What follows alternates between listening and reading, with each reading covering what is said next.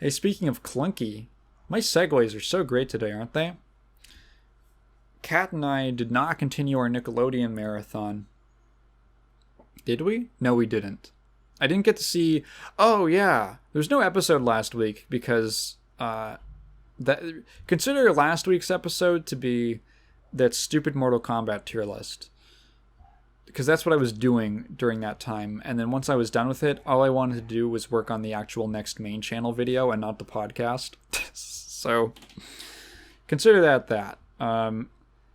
I've like rambled on and on about parody and all that, and want to do 1 week. But fuck it. I'm in debt 1 episode. That's what it is. I'm in debt a single episode to you guys, and let's keep a running tally of my episode debt. We're at -1 right now. Anyway, I couldn't go to Kat's last week because she got the COVIDs, and so I just kind of stayed home and stared at the floor. But this last Friday, I managed to. She's okay now. She's quarantined. She's isolated. She's recovered. She's gone through the whole process, and she tested negative. So I'm like, great, time to go over and let's watch Spiderman Lotus. Spiderman Lotus. If you don't remember what this was, Spiderman Lotus is a fan film that had a lot of hype that was supposed to come out last year, I want to say. Something like that. At least over 6 months ago. And it ended up getting delayed because the lead actor and the director both had DMs leaked where they were just dropping hard R's left and right. They were just like raindrops. It's just dropping. So that inspired a large public drama, which resulted in the film being like, maybe we shouldn't release this right now. Because it was literally, I want to say 2 weeks from release or something like that. It was right before. And it was so much, I mean, it was the first I'd ever heard of it, because I don't pay attention to fan films. So my first exposure, and I imagine, honestly, probably most people's first exposure to this film, was this horrible PR. Just this absolutely horrible look. And this weird drama that followed about like, well, no, actually he's a good guy and he doesn't say the N-word anymore, except for when he said it in this text from 2 weeks ago. And just like, okay, so it gets pushed back, and we were going to watch it like 2-3 weeks ago because it was supposed to come out. It ended up getting delayed again because it wasn't done being edited. And I was like, what the? He put out like a community post on YouTube where it was being released. And the director was like, yeah, just last minute editing changes. And I'm like, what? It's supposed to come out tonight and you're just exporting it? What have you been doing for the last year? What? Did the film just get completely redone from scratch or something? I have no idea what the production history was like, besides the delay.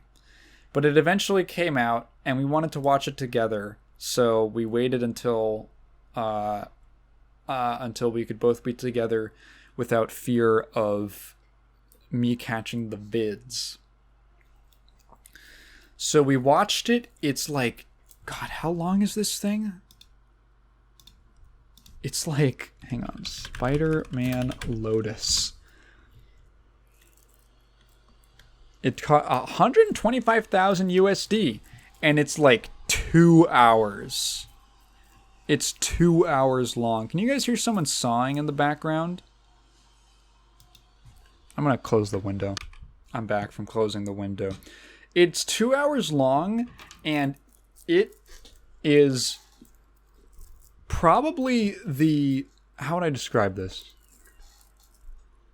I will admit that I am not a fan film watcher, right? I am not a fan film enjoyer. I've never really delved into that area. The only thing I can think of is that horrible Sailor Moon fan film that I made Kat watch with me. That's like 3 hours long.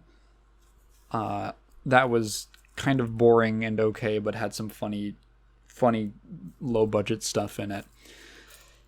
This film could have been 40 minutes at most. It should have been 40 minutes at most. Okay, so here's what Spider-Man Lotus is about. Spider-Man Lotus is, I don't care about spoilers. It's Spider-Man Lotus. It is about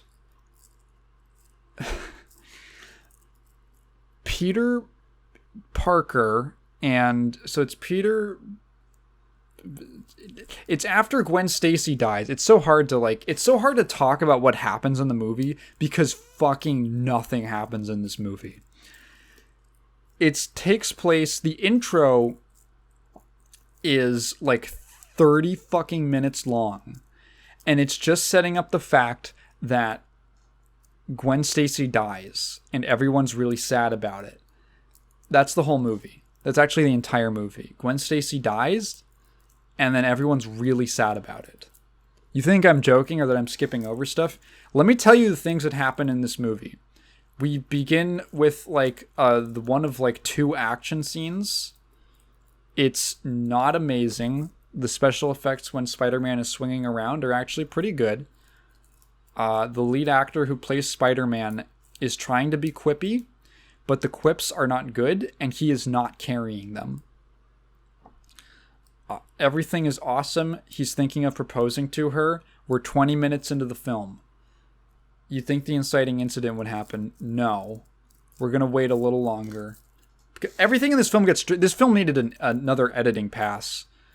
They did not need to use all of that footage. It takes an absurdly long amount of time to get to the point where she actually dies. And then everyone's sad about it for an hour and a half. That's the entire plot of the movie. It is scene after scene after scene after scene after scene of this character's sad. Harry Osborn is doing drugs now. He's walking in New York and he's sad, and it's night. Here's another shot of him walking in New York and it's sad at night. Here's another shot of him walking and you're like, okay, this is, now we've established the tone of the scene, this scene of Harry and, walking around outside in the city. Now this is the point where we're 3 shots in, it's been almost a minute at least. We're gonna cut to, something's gonna change, right? Something's gonna happen in the scene, and another shot of Harry walking and being sad, and another shot of him walking and being sad, and everything goes on like this for 5 minutes, and nothing happens. Nothing happens. And then we cut to Spider-Man, and he's on a building and he's sad. Okay, and then I'm literally trying to... Okay, it's like that. It's... Peter is just a horrible, miserable asshole. He's a horrible, miserable asshole who is mad that Harry didn't come to Gwen Stacy's funeral because he was mourning the loss of his own father who also died. And he's so brutally unlikable in this film, which I think is intentional, but man, it's so much. There is so little that is even sympathetic in the movie. There's so little sympathy for underneath all of that. What does Mary Jane do? She goes to a party and she's sad. She talks to Flash Thompson, that's his name. I almost said Flash Gordon. And she's talking about how Gwen was we watched a lot of this movie on 2x speed. And you don't miss anything. We had the YouTube auto-generated captions on. You don't miss shit. You will. Let me really slow down and analyze that. You don't need to. Here's the first thing that actually happens to move the plot forward at all. Spider-Man gets a letter from Mary Jane in the second scene of the film. Sorry, the third. The third scene. I think it's the third scene, which happens like 30 minutes into the movie, when he's at Gwen Stacy's grave, and it's a letter from. I don't know how she got this. I guess it's because people know that Peter knows Spider-Man, right? Like, oh, he's friends with Spider-Man. And she's a friend of Peter's, so somehow she got basically a request to do like a Make-A-Wish thing for I don't know why I'm laughing. For this like kid with a terminal illness who is not in a hospital. Despite having a terminal illness, he's not in a hospital. He's just like in a room. He's just at home in his room because I guess they couldn't get permits to shoot in a hospital. That scene where Spider-Man goes to the kid happens. So the scene where he gets the letter happens like 30 minutes into the movie. He doesn't show up to the kid's room until like the hour 20 mark, and the rest of the movie is him having this Make-A-Wish visit experience, and then it cuts sometimes to really, really long flashbacks of Peter fighting the Green Gobbler, and sometimes other characters doing things like being sad in a car or being sad at a party or something like that, and not really establishing anything other than they really liked Gwen and they're sad that she's dead now, over and over and over again.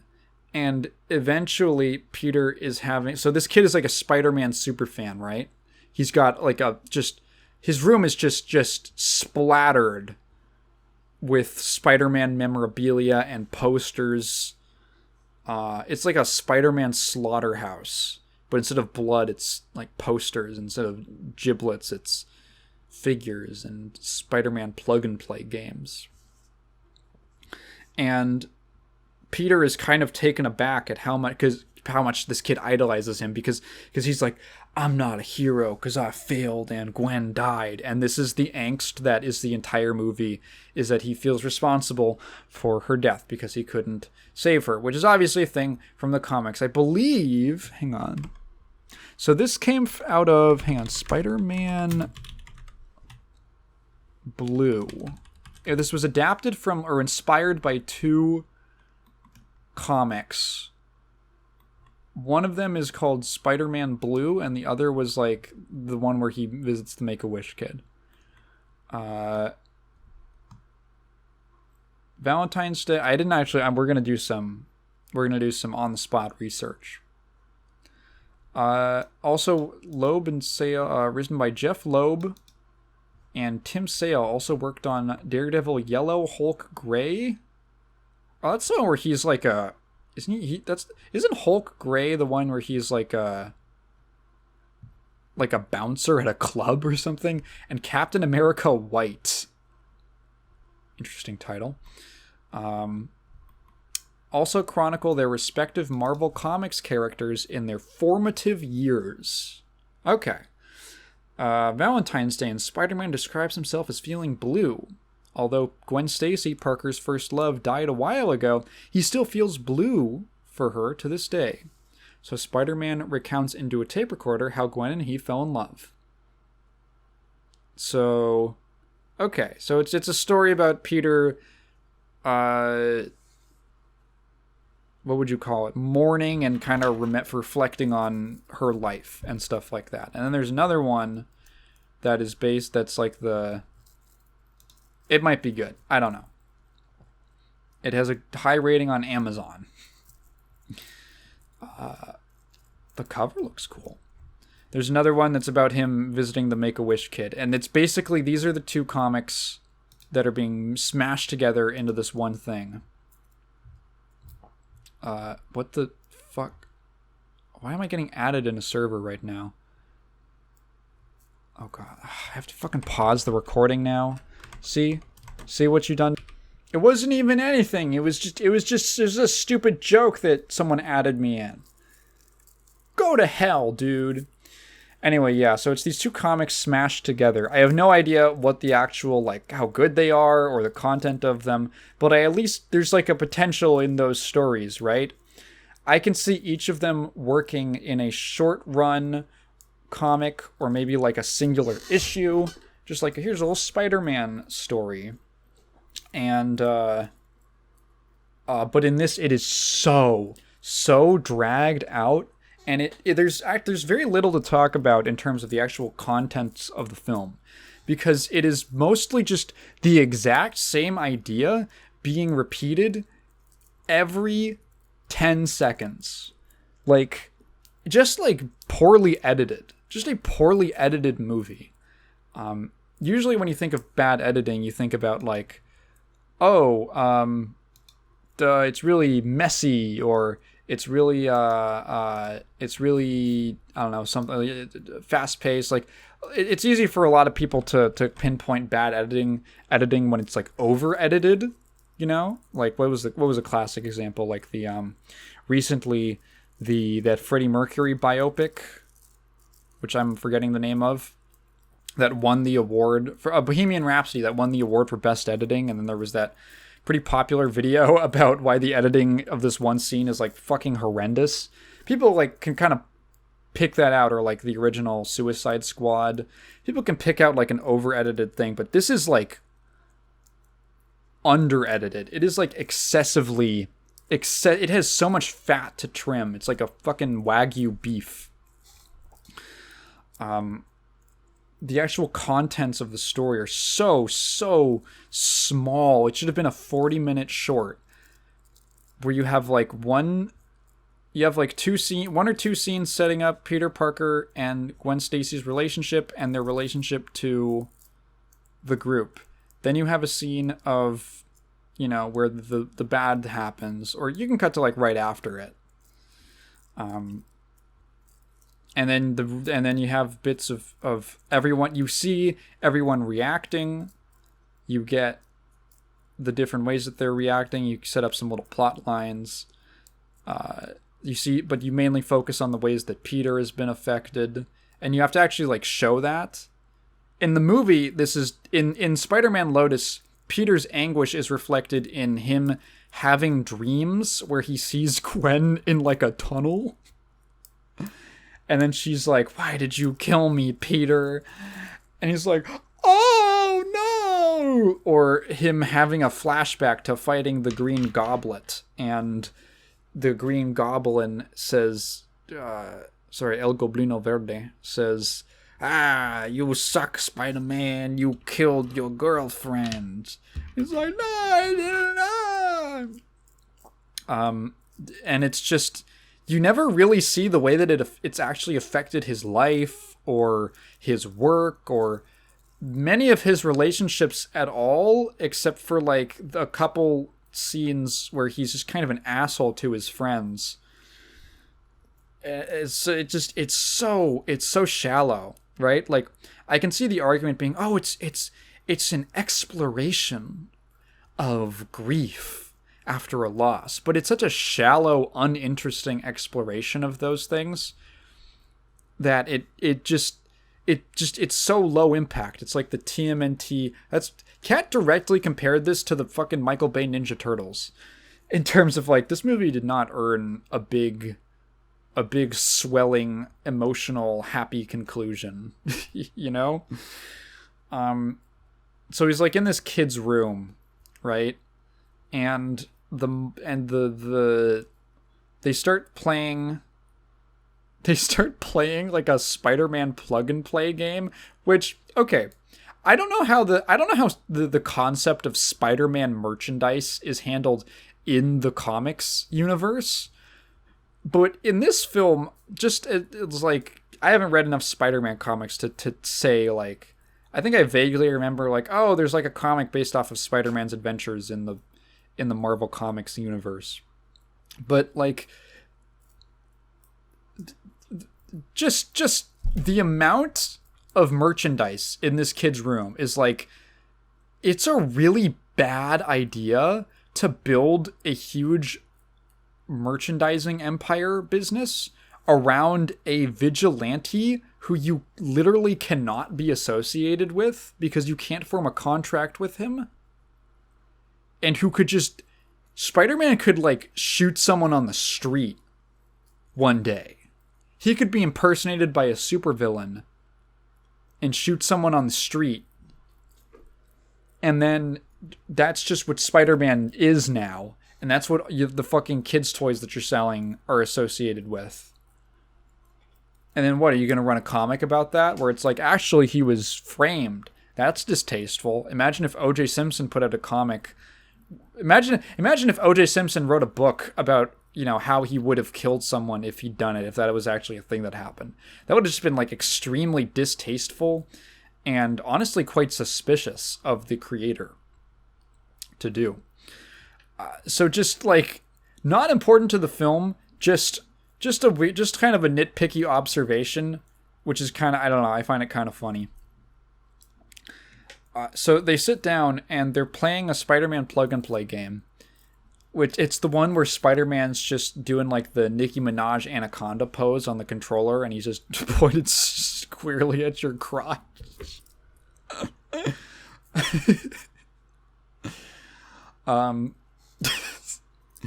And they're playing, and this dumb little kid goes, "Spider-Man, what happened to the girl on the bridge?" And he just has like a boom, like a fucking PTSD critical hit. And he's like, "I'm not the hero you think I am." The kid's like, "No, you're Spider-Man though." He's like, "I'm a piece of shit. I suck dick, dude. And not in a gay way, in a metaphorical way, because I'm bad. I'm a bad person." Like, God, it's so much. And then he, like, he's gonna leave out the front door. He walks out. He came in through the window, which is weird, right? It's, like, a weird thing to do, to, like, come in through a child's window. But he's gonna leave out the front door. And the mom is like, he's your his hero, and he just stop. He's such a little bitch, Spider-Man. And he's like, and he goes back up and he's like, "You know what? I lied. Actually, I rule, and I'm a big superhero." Oh, and he shows him his face and his identity and all. He's like, "I can trust it," which I'm sure is pulled from the comic or something like that. I don't know how much that original comic has in common with what's adapted in the movie. Maybe it works better as just a comic, like an individual comic story. But in the context of the film, it's like, it hurts. Well, it's hurt by the fact that it's such a weird feeling piece of. It's such a strangely structured movie. It has almost no arc. Like emotional arc. It does the bare minimum. It does the absolute bare minimum for like a standard kind of story, which is that it ends emotionally in a slightly different place than it begins, where now it's like hopeful and bright and happy and there's hope for the future kind of thing. And then, is he gonna show up? Is he gonna show up to the lunch that they're having with all the friends? He hears the siren in the background. I gotta go do my Spider-Man stuff. And it's just, man, what a weak film. Could have been condensed down. It could have been condensed down so much, both in the script and in the edit. There's a moment where, so this kid has like all of these newspaper clippings of Spider-Man stuff up on his wall, and I forget exactly what point in this, it's practically a storyline in and of itself, this one thing in the room, in this kid's room, But there's a moment where there's like a solid 30 seconds of just a montage of newspaper clippings, of just the camera going over various different newspaper clippings that he's got taped up to the wall. It goes on for so long. You could have covered this in 2 shots, and you chose like 30. It's crazy. And there's so much, just always emotional music, and it's just always hitting some kind of swell. It's trying to be like Requiem for a Dream, Requiem for a Spider. And it's just not selling it at all. Just like an extremely unenjoyable film. It's a film that's difficult to enjoy. It's not just unenjoyable. It's difficult to enjoy because it's so boring. I realize that I'm being a little harsh on something that's a fan film. But at the same time, if you're going to put something in front of my eyes, I can go off on this about fucking tiny little YouTube videos I watched. I don't care.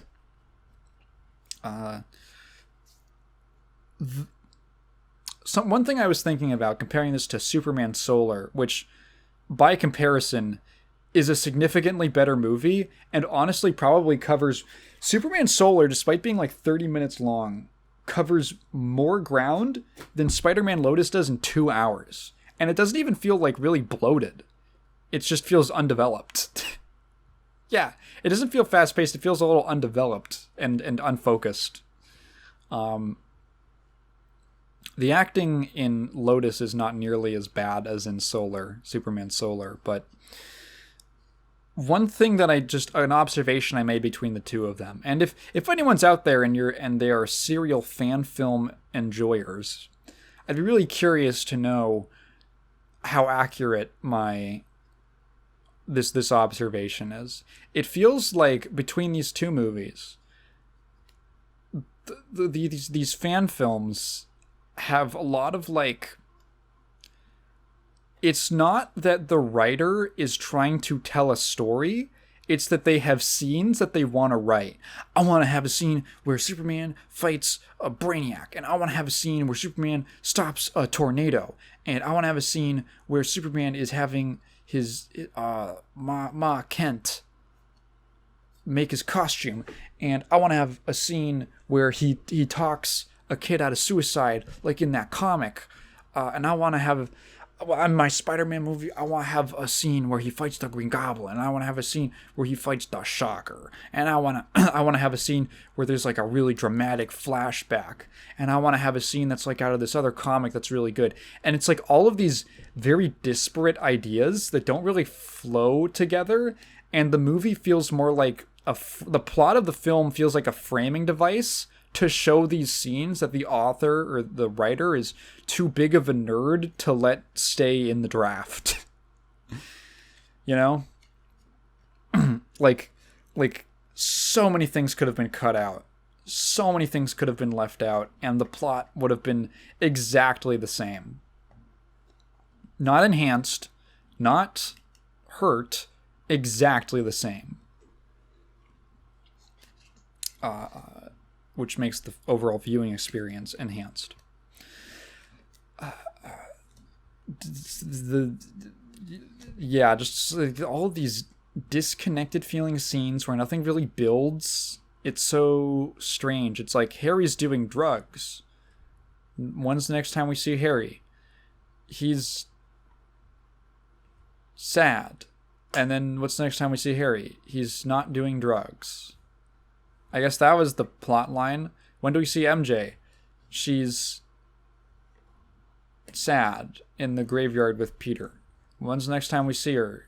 She's going to a party an hour later in the movie, and she's sad. When's the last time we see MJ? She's at the new party, and she's not sad anymore. Just like... Yeah, I don't know how many more ways I can say it's just boring and undeveloped and too long. The memes about like the main actor calling Miles Morales like the N-word or something, where they'll show like like this new Spider-Verse, and they'll cut to like the promo, like the promo publicity photo of like the new Spider-Man guy, and it's like Miles, it's your greatest opponent. It's the most dangerous foe of all. Those are way funnier. Those are more entertaining than anything that's actually in the film. And that's on Persona. It's on Morgana from Person 5.